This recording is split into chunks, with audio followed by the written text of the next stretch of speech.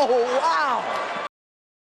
Angel. Keep my wife's name out your mouth. I'm going to, okay? Okay. Will Smith slapped Chris Rock at the Oscars. Let's talk about it. Oh my goodness. It was the slap. It wasn't even a punch. If it was a punch, it would have been like, no, it was like a slap. It was like, he just smacked. Damn. So my first initial reaction, first of all, I was watching it on television. Okay, let me just address the fact that I've changed my location. I'm in Los Angeles right now, here for a few days. So getting some stuff done, doing some business here. Yeah, so I'm in my hotel room right now shooting. So let's go. All right, so first initial reaction when it happened, ABC, I was watching it live on ABC, and they, there's like a couple second, the lives are typically like a couple of seconds ahead. So it just kind of like, they cut it out completely. It was like, they paused it. So I didn't know what went on. And then I had to wait until finally somebody uploaded it on social media. And then I saw it and I was like, whoa. Initial reaction, I was like pissed off with Will Smith. Like, dude, like have some self-control. This is what I was initially thinking.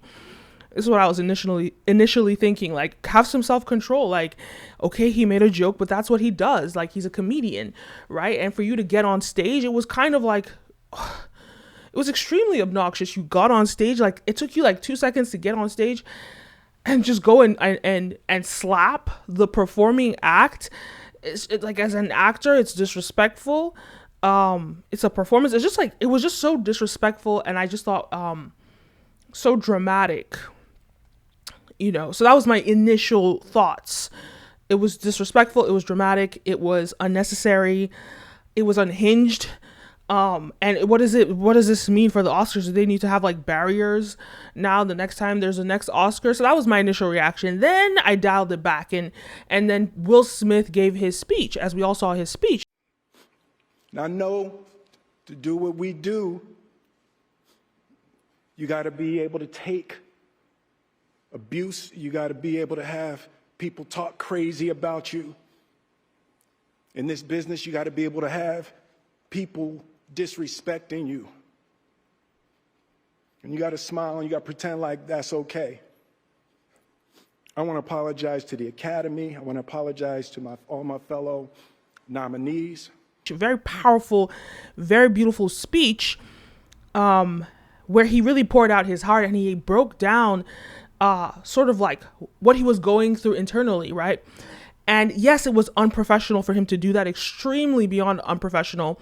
Yes, even him breaking down in a way was unprofessional, but we have to look at the times that we're in, right? Emotional intelligence is the time, is this era, and this is what we care about. This is what makes us connect with celebrities more. So in actuality, his whole speech actually went to his service, went to his aid, and he gave the Oscars crazy viewership. People are talking about the Oscars. They've been looking for relevance for years now, and they finally got it with this action from Will Smith. So yeah, it was kind of crazy, unhinged and all that, but he had some really powerful words, when he addressed what Denzel had said, when you're at your highest point, that's when the devil comes for you. Such a powerful quote. And just the idea that like this fight happened, but all the black entertainers kind of stood together and said, like, guys, let's get this together like a family. Like Diddy, Denzel, everybody just sort of giving their support, which was like, I like that aspect, that there's a level of family in even at the high level, even at the top, when it comes to that. So that was interesting to watch. And what I really think is the biggest takeaway from that speech is society typically, when a black man, especially a black man, does something like that. Think about when Kanye West went on stage. The first thing that society is going to do is scold him and dehumanize him, right? That's the first thing society wants to do, is to dehumanize him. And Will Smith got on stage and showed his humanity. he got on stage and he got us to care. Like, it's not like, I don't think he didn't. I think it was genuine. He didn't do this. Some people are saying like, oh, he did this for attention. He doesn't need attention. Like, he's the biggest influencer. He's the biggest actor. Like, he's the most probably relevant actor in Hollywood, more relevant than even these young guys, right? So I don't think he did that. I think he did it because he was tired. And at first when I saw it, I kind of felt like he was unhinged. Yes, we know all the jokes that go around Will and Jada's relationships, and it must be really hard looking at that on social media. And he kind of explained that it's really hard, that everyone judges you. So I feel like a lot of it he took out on Chris Rock because he was standing there. He was a critic that was standing in his face, and it was almost like symbolism to all those people with their Twitter fingers, catch me in these streets and see what happens. That was kind of like what I felt. But I was like, I kind of felt like all that energy that you gave to Chris Rock, it was uncalled for. It wasn't meant for him. It was meant for social media. That's what I thought on the surface. But I'm going to dig into actually why it was a little bit warranted. Even though I don't condone violence in any form, I really don't. I still think it was unhinged, but I can understand where Will Smith is coming from, and his speech allowed us to see his humanity, which is a big thing, because they love to dehumanize us. You know, his speech really allowed that. His speech was sincere. It was genuine. And I started rooting for him. I don't root for the act, but I do root for him. And so let's talk about this whole situation, the joke, about the G.I. Joe. So here's why the joke is offensive. Because Jada Pinkett actually suffers from alopecia. And that has caused her to lose hair. Well, alopecia actually means hair loss. And so and then he took a jab at her. He might not have known she has alopecia, but there are a few things going on here, right? Because I'll put it this way, Chris Rock is not innocent. Is she on a TV show? Jada boycotting the Oscars is like me boycotting Rihanna's panties. I wasn't invited. Yes, he makes jokes. Yes, he's a comedian, but it's a different time. And I talked about this in another video. It's a different time. You can't get away with racist jokes. You can't get away with joking about people that have illnesses or any sort of things. You can't get away with that in this time. And that, I guess that's what kind of like this era is showing us, like the Oscars on it, you know, I'll talk about the Oscars in another video, but super inclusive, super, you know, diverse. All the awards that were being won by a diverse group of people. But let's get back to this. The alopecia situation, right? So yes, on one side she does have alopecia, but here's the thing: alopecia just means hair loss, and it's caused by different conditions. Like a lot of different conditions can cause alopecia. We don't know that her issues are serious or severe. We don't know that she has a severe illness that has caused her alopecia. It could just be stress. It could be various things. So we don't know the root of it. And I'm not trying to trivialize the alopecia. I'm just trying to say, a lot of people will see that her having alopecia and look at it like he's making fun of someone with a sickness, but I don't think it's that extreme. But at the same time, regardless of whether it's someone without a sickness or not, first of all, the haircut looks incredible on her. She looks amazing. But I think regardless of whether she has a sickness or not, I think there's an issue in Hollywood with the pressures on women to look and conform to a certain mold. And that mold is heteronormative. That mold is Eurocentric and all those things. And Jada is not, I mean, she's not, I don't know what she is, but like, so that's where there's this pressure for a woman to really care about everything about what she looks like, care about what she looks like.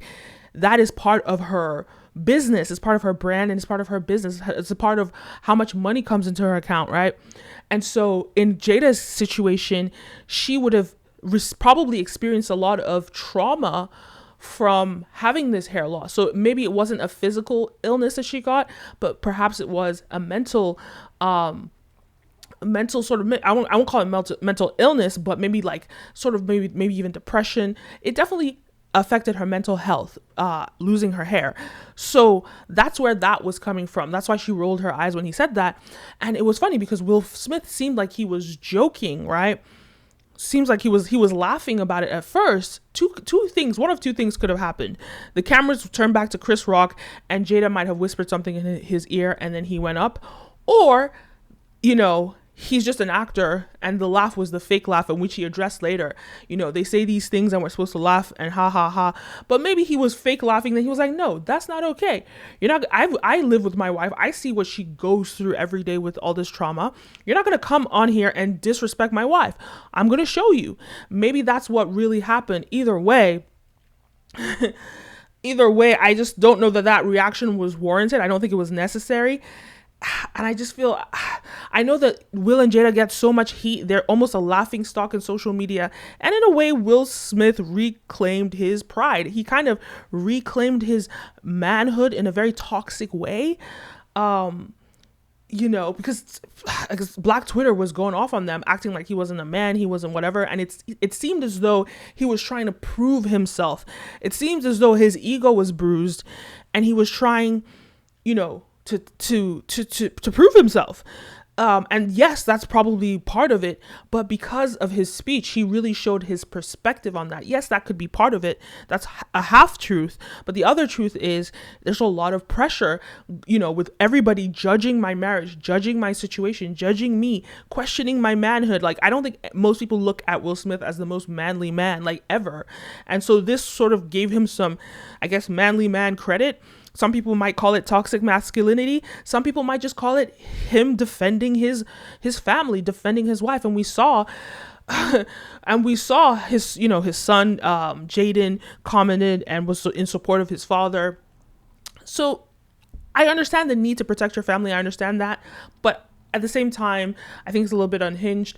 But at the same time, like, I think the Oscars puts too much pressure on the seriousness of it, and entertainment is generally not a serious thing. It's not like we're talking about, it's not like, I don't know, a presidential ball or anything. Like, I get it's Hollywood, but it's still entertainment. So it's like, I get that the Oscars tries to position themselves as a very serious event, but at the end of the day, it's not a presidential election. It's not, you see what I'm saying?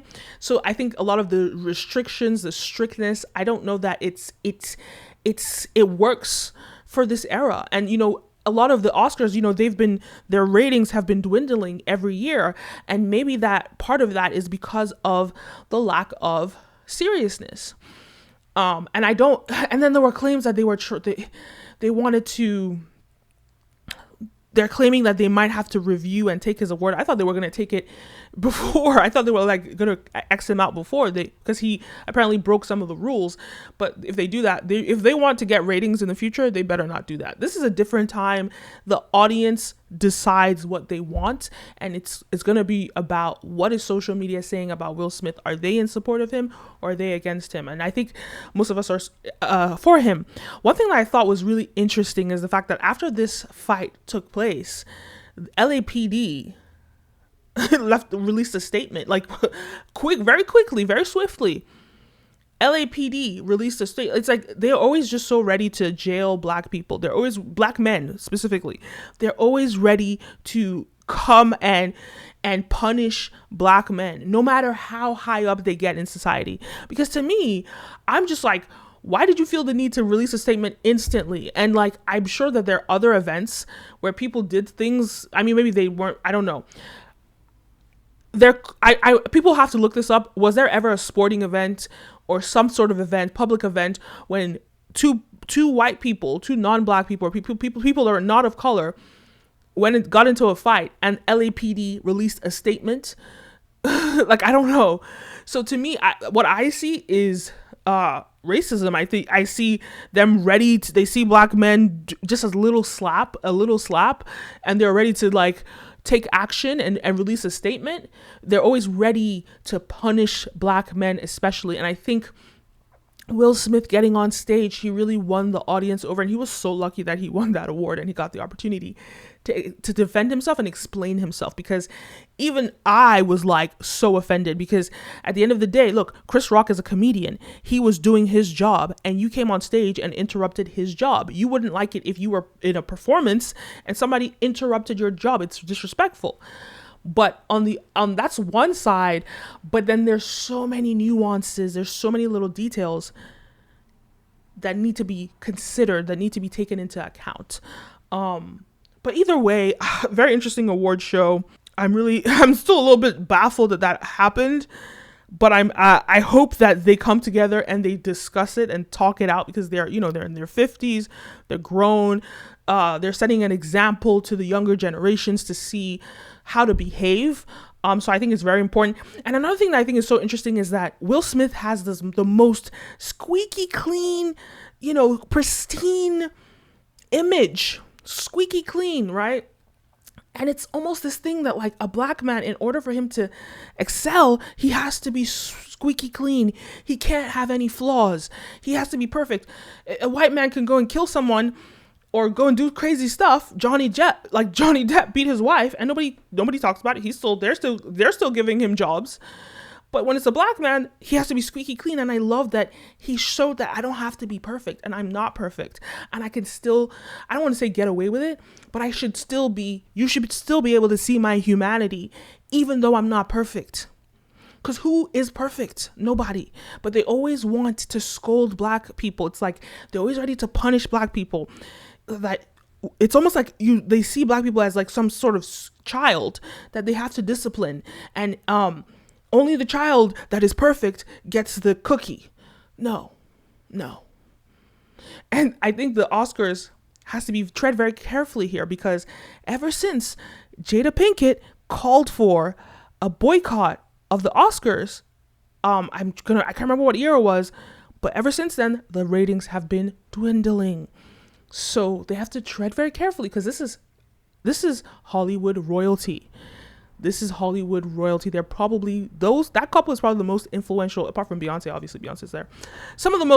Two of them, most influential couple for sure at the Oscars, but very, very influential, especially not just the fact that he's a big movie star, but look at his social influence on social media. He's a huge, everywhere, YouTube, TikTok, Instagram, he's a huge star.